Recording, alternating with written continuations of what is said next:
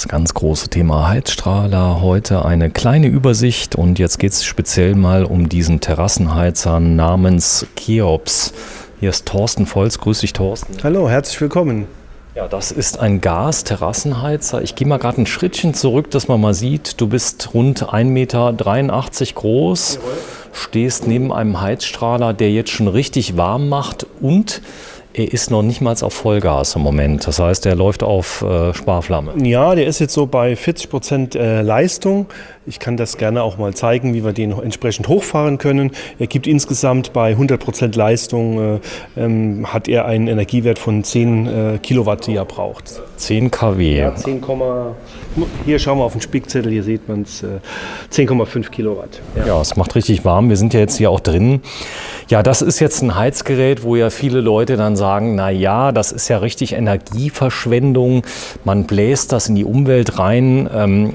Es gibt noch effizientere Wege, aber hier habe ich ein wunderschönes Lichtspiel. Ja, also der große Vorteil ist, Feuer zieht ja immer an und dieses Feuer gibt einem dann natürlich auch ein Gefühl der Behaglichkeit. Natürlich alles, was draußen steht und was heizt, da gibt es kein A, dreimal Plus, Triple Plus oder so, was Energie angeht. Am Ende des Tages, egal was ich nutze, ob Gas oder Elektro, ich heize es draußen in die Luft. So ist das. Ja, das Ganze könnte man natürlich auch nachhaltig machen mit Elektro, wenn man dann den Strom selber erzeugt hat. Ja, aber da wir hier über mehrere kW sprechen, die hier rausgehen, braucht man auch eine ordentliche Batterie. Das heißt, letztendlich hängt man doch vielleicht am Stromnetz im Moment noch. Ja, gehen wir mal auf das Thema ein. Hier unten drunter ist eine Gasflasche drin. Mach mal auf. Ja, hier unten ist die Gasflasche, passt bis zu 11 Kilo Gasflasche, passt rein.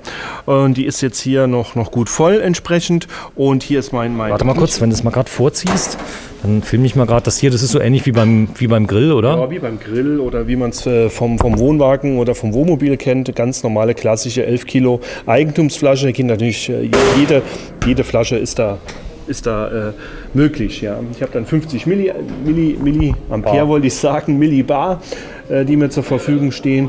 Und hier habe ich den Drehregler. Hier kann ich natürlich jetzt auch nochmal die Flamme, man sieht das hier, die geht jetzt bis oben hin.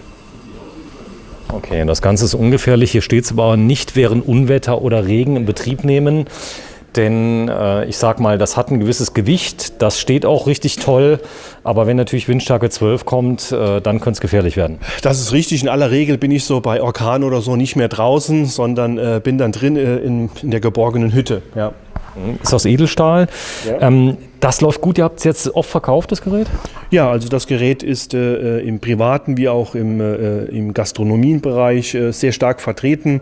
Und der Vorteil ist natürlich auch, ich kann es dann, auch wenn es wieder abgekühlt ist, kann ich es anpacken.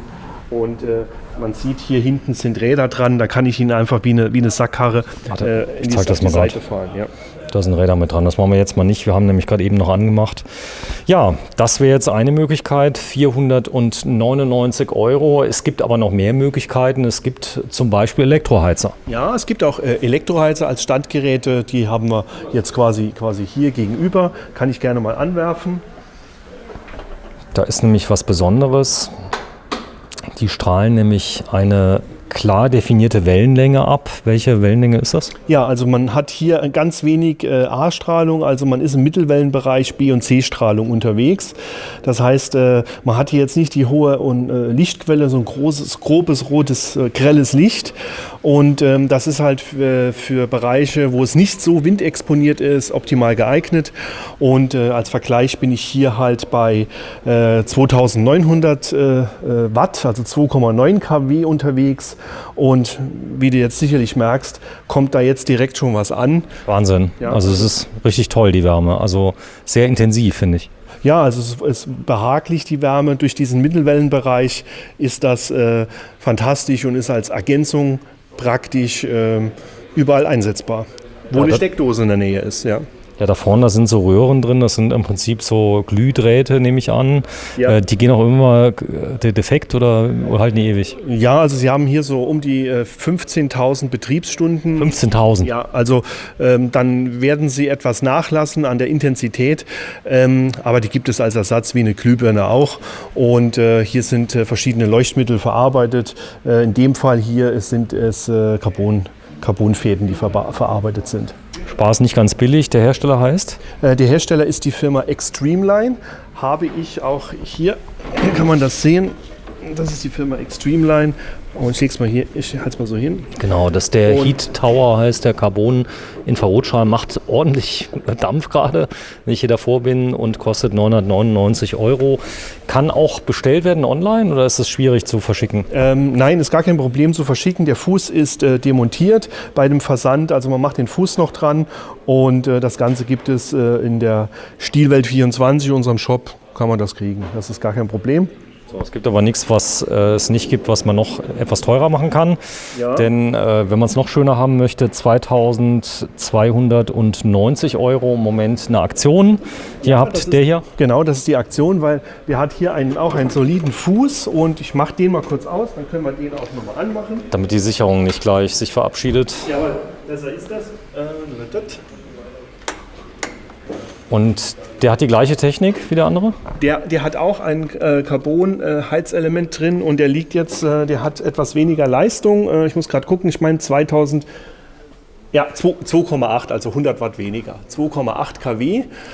Und der strahlt halt von oben ab, ist auch ganz praktisch über die Lounge-Gruppe zu stellen oder über die Dining-Gruppe und dann strahlt er von oben entsprechend runter. Ungefähr die Reichweite, wenn jetzt kein Wind geht, sind das so 2 Meter?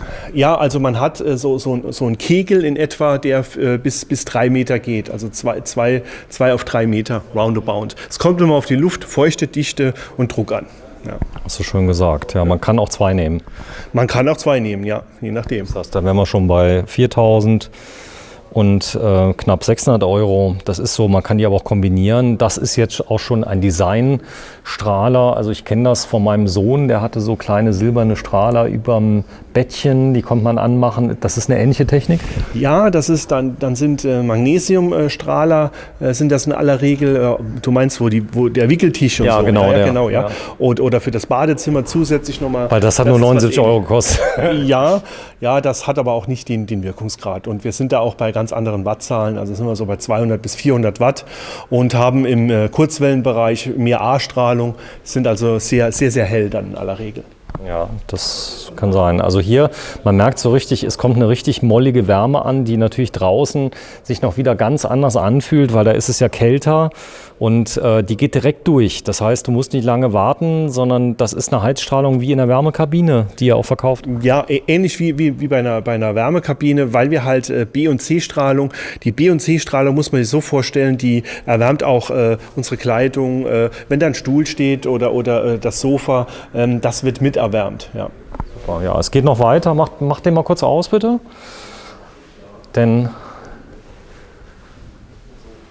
nicht, dass noch einer hier gar nicht mehr weg will, der herkommt, ein Kunde. Das sind jetzt auch Strahler? Ja, das sind im Prinzip ist dieser Strahler, was wir hier vorne gesehen haben, als Wandmontage für die fixe Montage vorgesehen. Ist es genau der gleiche? Es ist im Prinzip genau der gleiche, ja. Der unten drunter, was kann der? Der unten drunter, der kann auch gut warm machen. Das ist ein sogenannter Dunkelstrahler. Man wird hier durch diese Keramikoberfläche wird man kein Restlicht mehr sehen und der bewegt sich ausschließlich im B- und im C, nur im C-Bereich der Infrarotwellenlänge, macht aber, sage ich mal, auch auf einem Kegel von 2 bis 3 Meter, macht ja warm. Genau, wenn du mal so lieb bist, den mal kurz anschaltest. Dann kann ich euch mal gerade sagen, wie schnell das geht. Ist es möglich? Ist jetzt nicht möglich, weil ich habe den auf der Seite vorbereitet, weil alles an einem dranhängt. Ist das auch ein Dunkelstrahler? Das ist nahezu ein Dunkelstrahler, wie man gleich sehen wird. Ich fahre den jetzt mal hoch. Und Fernbedienung hast du gemacht? Ja, natürlich, Fernbedienung ist mit dabei. Natürlich hat man auch bei diesen fest installierten Modellen einen Wärmetemperatursensor, sodass man in seinem Wintergarten sagen kann, damit die Pflanzen nicht eingehen, halt den bei 0 Grad oder bei 10 Grad und dann arbeitet er selbstständig. Ja, das ist maximal an Licht, was ich hier sehe. Ich habe hier ein Shotglas vorne dran und der ist dann sinnigerweise in der Höhe so 1,80 Meter, 2 Meter angebracht und macht dann einen Bereich von 3 mal 3 Meter warm. Ich zeige mal, 1.349 € kostet der, heißt Heatscope Vision Heizstrahler 3,2 kW. Und macht jetzt schon warm, man spürt es richtig. Ja, also wenn der so, ich sag mal, 10 Minuten Vorlauf hat, dann ist hier der Bereich. Dann kann man hier im Winter sitzen und chillen und ich habe wohltuende Wärme. 10 Minuten Vorlauf. Also 8 bis 10 Minuten. 8 bis 10 Minuten. Das heißt also auch auf Luftdichte, Druck und Feuchte an. Auf was? Luftdruck, Luftdichte und Luftfeuchte. Ich habe es nicht ganz verstanden, wenn es gerade nochmal. Ja, das ist sowas mit der Luft hat das zu tun, ja. Okay, verstanden. Das heißt, hängt davon ab, also die Strahlung kann sich natürlich, wenn es sehr feucht ist, nicht so gut ausbreiten. Ist das so? Ja, also es ist jetzt Physik. Die Physiker unter den Zuschauern werden alle Hände über den Kopf zusammenschlagen. Ist eine kleine Wissenschaft. Also hier, wie sich die Thermik aufbaut. Und das wird jetzt zu weit führen, das versuchen zu erklären. Mit einfachen Worten. Schade, ich hätte noch gern dreimal nachgefragt. Ja. Aber im Grunde genommen heißt das, wir haben kurzwellige Strahlung hier drin, also die, ich sag mal, Licht emittiert in einem Wellenbereich, der Wärme ist. Kann man das so sagen? Ja. Und das ist Infrarot, kann man das sagen? Ja, das ist Infrarot. Alles ist ja Infrarot. Ob ich jetzt ein Lagerfeuer habe, das ist auch Infrarot. Je heller mein Lagerfeuer ist, desto mehr A-Strahlung habe ich. Aber prinzipiell habe ich immer B- und C-Strahlung im Mittel- und im Mittelwellenbereich, was abgegeben wird. Jetzt speziell bei diesem Strahler hier. Bin ich jetzt im Penthouse und es zieht wie Hechtsuppe, dann muss ich einen Strahler wählen, der deutlich heller wird. Damit ich da eine Lichtausbeute habe. Weil die Luftmasse wird hier dann nicht erwärmt, sondern einfach nur die Haut, also die Biomasse. Und dann sind das Strahler sowas wie hier als Beispiel. Und die werden etwas heller. Die hat jetzt eine Leistung von 2,2 kW roundabout und muss etwas mehr Licht abgeben, damit er einfach in dem A-Spektrum etwas mehr abgeben kann. Es kommt immer darauf an, bin ich in einer windexponierten Lage, habe ich eine Überdachung, habe ich keine Überdachung und. Das ist immer so ein Thema. Gut, der macht aber auch schon ordentlich Dampf hier, habe ich das Gefühl. Ja, macht schon warm. Ich muss jetzt nur mal gerade gucken mit der Wattzahl. Da habe ich, ja doch, 2,2 kW hat er. So, der heißt Heatscope Spot Heizstrahler, 2,2 kW, Jawohl. Kostet 659 €. Ja, und ich habe ihn einfach nochmal in einer, mit 2,8 kW, hier steht 2,2, das ist falsch, mit 2,8 kW, auch nochmal etwas größer. Gibt es auch in verschiedenen Designs, in schwarz und ich kann meinen Heizstrahler auch, wie man sieht, die beiden oberen Modelle kann ich komplett in mein Smart Home integrieren. Ob ich ein Bussystem habe oder mit Somfy, wie auch immer, sind die mittlerweile so intelligent, dass die mit dem Haus kommunizieren. Habe ich jetzt nicht verstanden. Das heißt, du holst deine App raus, kannst sie damit steuern. Wenn du jetzt nach Hause kommst, kannst du ihn vorglühen lassen? Ja, also ich sage dem Kühlschrank, schaue im Kühlschrank nach, ist das Bier kalt? Und sage dann dem Heizstrahler, ich möchte mein Bier draußen auf der Terrasse trinken, heiz schon mal meine Terrasse auf. Aha. Gut, aber wer sich mal dran gewöhnt hat, ich sag mal, Fritzbox bietet ja auch so Smart Home. Es gibt da unglaublich viele Anbieter, ja. Somfy, du hast es eben genannt. Also darüber kann ich im Prinzip mit meinem Handy solche Geräte steuern. Die sind schon vorbereitet? Ja, es gibt eine App dabei und sind kompatibel zu Somfy, zum klassischen Bussystem. Also das nahezu kompatibel zu jedem Smart Home System, was es so auf dem Markt gibt. So, der macht richtig Dampf. Also ja. Ich merke das gerade. Was ist da drin, eine Röhre? Da ist auch eine Carbonröhre drin, weil nur wenn wir Carbon haben, haben wir auch A-Strahlung. Sobald wir mit Magnesium, Keramikstrahlern arbeiten, ist man allerdings dann immer nur im B- und C-Segment unterwegs. Also da ist auch Carbon drin. Ja, weil die Preisunterschiede, ich habe dir erzählt, also der eine Strahler über der entsprechenden Anziehkommode für meinen Sohn, der war ein bisschen günstiger, den haben wir übrigens nie in Betrieb genommen, der ist immer noch original verpackt im Keller, weil wir den mal geholt haben, aber das ist was ganz anderes. Ja, also wie gesagt, das ist für den Bereich von halben Meter bis Meter strahlt der und da haben die auch ihre Daseinsberechtigung, aber für draußen brauche ich schon entsprechend mehr Leistung. So, also ich kann euch sagen, ich bin jetzt gut 2 Meter weg und das Ding macht richtig Dampf, also es wird warm. Und die Leistungsaufnahme oben nochmal 2,2? 2,2 haben wir oben und unten haben wir 2,8 Watt. Und ja, das muss man halt bedarfsgerecht dann entsprechend vorsehen. Schön. So, da haben wir noch einen. Wenn du den mal kurz ausmachst, bitte. Denn ich würde ja schon gern noch diesen Dunkelstrahler, oder geht der gar nicht an? Geht nicht an. Den habe ich jetzt, die Seite nicht vorbereitet. Man wird auch nicht viel sehen, außer der macht auch warm. Ja, natürlich macht der warm. Ich habe das mal gesehen, in so Hallen gibt es das, so Dunkelstrahler, die von oben kommen, die merkst du richtig. Also die strahlen die gleiche Wärme ab wie die anderen drüben. Du siehst aber gar nichts. Nee, also es bleibt so, man wird hier nicht sehen, außer dass er an der Seite das LED leuchtet, dass er in Betrieb ist, aber ansonsten wird man hier nichts sehen. Ich zeige mal gerade, was der kostet. 1.335 € heißt Extremeline Heat Zone und hat 2,4 kW. Und dann gibt es noch den Heat Shine. Das ist das Ding, was wir eben hatten. Da oben haben wir jetzt einen Dunkelstrahler mal in Betrieb genommen. Ja, der Dunkelstrahler hier oben hat den Vorteil, jetzt muss ich gerade gucken, fast zu viele Fernbedienungen in der Hand. Ja, der sollte jetzt langsam warm werden. Man hat das Thema bei Heizstrahlern, solange das eine dunkle Farbe hat, ist das alles kein Thema. Aber sobald weiß warm wird, wird es Elfenbein und wenn es wieder abkühlt, muss es natürlich wieder weiß sein. Das ist eine richtige Wissenschaft, die Hersteller hier hinten dran stecken, damit er seine farbliche Veränderung nach dem Abkühlen wieder auch ganz normal weiß ist. Und, Achso, die Farbe verändert ihre Farbe. Also das Weiß wird so wie sagt man so schön, ein Dunkelweiß, aber da muss er jetzt schon gut eine Stunde oder so an sein. Und bleibt dann aber nicht so, sondern wird auch wieder ganz normal weiß werden. Das Gleiche hat man auch bei der Glasscheibe. Man hat ja, das kommt von Schott, dieses Glas. Man kennt das aus dem Bereich der Küchen, der Ceranfelder. Man hat da natürlich weniger das weiße Glas, aber auch das bleibt weiß, auch wenn es thermisch beansprucht wird und wieder abkühlt. Ja. Okay, verstanden. Also es gibt unglaublich viele Möglichkeiten, am besten sich mal beraten lassen. Ihr habt einen Shop, wo die alle drin sind? Ja, bei der stilwelt24.de, da findet also STIL, Stilwelt24. Genau, Stilwelt24. Also ohne E. Ohne E, genau. Stilwelt24.de. Nee, ich dachte, wenn jetzt Besenstiele, es geht um Stil und Einrichtungsstile, also Stilwelt24. Wenn man über unsere Hauptseite geht, die aqua-saar.de, da findet man entsprechend den Shop dann. Ja. Genau. Aquasar, ihr habt, glaube ich, mal angefangen, ich glaube mit Betten irgendwann mal. Mit Wasserbetten, mit Aquabetten. Mal vor 500 Jahren. Ja, so irgendwie 15 Jahre oder so. Und ich habe gerade gesehen, falsche Fernbedienung. Wir haben hier diesen Tube gerade mal angeschmissen. Aber das ist schön, den auch mal zu sehen. Das heißt, der funktioniert. Ja. Der kostet 810 €, sehr schick, oder? Ja, ist relativ filigran und gerade für den überdachten Balkon interessant. Ich kann ihn auch senkrecht entsprechend abhängen. Er ist sehr vielseitig einsetzbar. Auch der ist mit der App steuerbar, wie die anderen hier rechts auch. Und sind auch mit Temperaturfühlern ausgestattet, mit Sensoren, die dann sicherstellen, dass ich immer die entsprechende Wärme habe. Aber jetzt versuche ich den anderen doch nochmals mit der Fernbedienung. Mach mal. Ich bin wahrscheinlich den ersten erstmal ausschalten.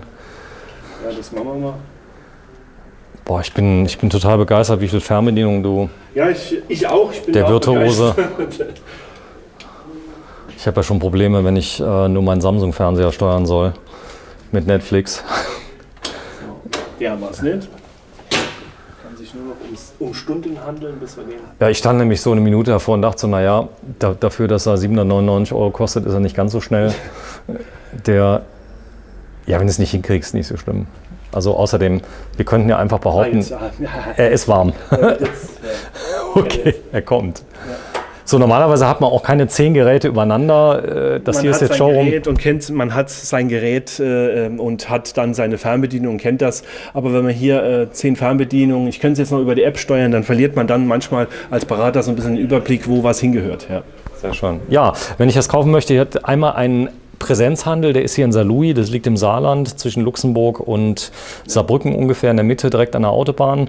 Und wie gesagt, ihr habt einen Shop, stilwelt24.de und die Öffnungszeiten hier im Laden? Wir sind hier montags bis freitags von 10 bis 19 Uhr und am Samstag von 10 bis 16 Uhr. 10 bis 16 Uhr am Samstag, ansonsten bis um 7 abends, jawohl. Ab 10 Uhr morgens. Durchgehend, von Montag bis Freitag. Von Montag bis Freitag, jawohl. Ja, vielen Dank.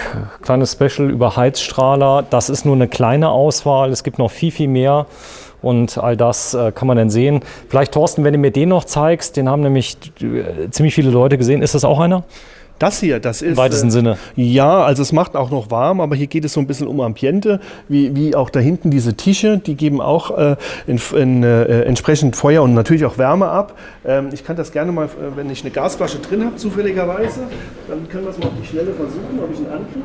Hat eine Gasflasche drin. Also der heißt Outtrade. Feuertisch Vigan, elektrische Zündung für ein Schnäppchen 499 €. Und der Thorsten hat eine kleine Gasflasche drin, aber 5 Kilo, ja, da 5 Kilo. 11 Kilo passt hier rein. Die 11 Kilo würde reinpassen. Die würde reinpassen. Okay. Und er schmeißt jetzt mal diesen Ofen an und da ist wahrscheinlich auch so ein Feuerschein, der rauskommt. Ja, ich würde ein bisschen weggehen, weil es wird jetzt gleich, weil ich jetzt hier einen Notstart mache. Ah ja. Und ich nehme mal an, dass diese Steine dann anfangen zu glühen, oder wie läuft das? Man hat, ja, die werden, ein Teil wird, wo direkt auf diesem Ring, hier ist ein Brennerring aus Edelstahl. Wir haben die Steine jetzt hier sehr stark auf die Brenner gelegt. Und die Flamme, man sieht, die geht hier so bis in diese Höhe. Und das Flammenbild wird sich noch ein bisschen mehr ins Orange wandeln. Und mit der Zeit werden diese Lavasteine anfangen, ein paar Stück zu glühen. Ist aber nachts ein ziemlich schönes Feuerspiel, oder? Ja, man hat das, sage ich mal, in der Nähe von der Lounge stehen. Oder man hat den Lounge-Tisch durch einen Feuertisch, wie wir es da hinten sehen, ersetzt. Ja. Da gibt es verschiedene Möglichkeiten, um einfach ein bisschen Ambiente zu schaffen. Ist aber jetzt nicht so, macht nicht unglaublich viel warm. Also da sind die anderen besser. Natürlich, also effektiver sind dann natürlich wie der Cheops oder Heizpilze oder Elektrogeräte. Die sind dann natürlich deutlich besser in der... So, auch die Geräte habt ihr im Shop? Ja, die gibt es auch online. Gibt es dann quadratisch, rechteckig, rund in verschiedenen Farben. Da ist also eine sehr große Auswahl. Sehr schön. Ja, vielen Dank, Thorsten. Jetzt zum zweiten Mal vielen Dank. Und wenn Sie Lust haben, mal so einen von diesen tollen Heizstrahlern zu ergattern, gibt es nur eine Adresse auf der ganzen Welt und das ist Aquasar in Saarlouis. Ja, direkt neben Globus in der Holzendorfer Straße 6. Ja, danke. Tschüss. Ciao.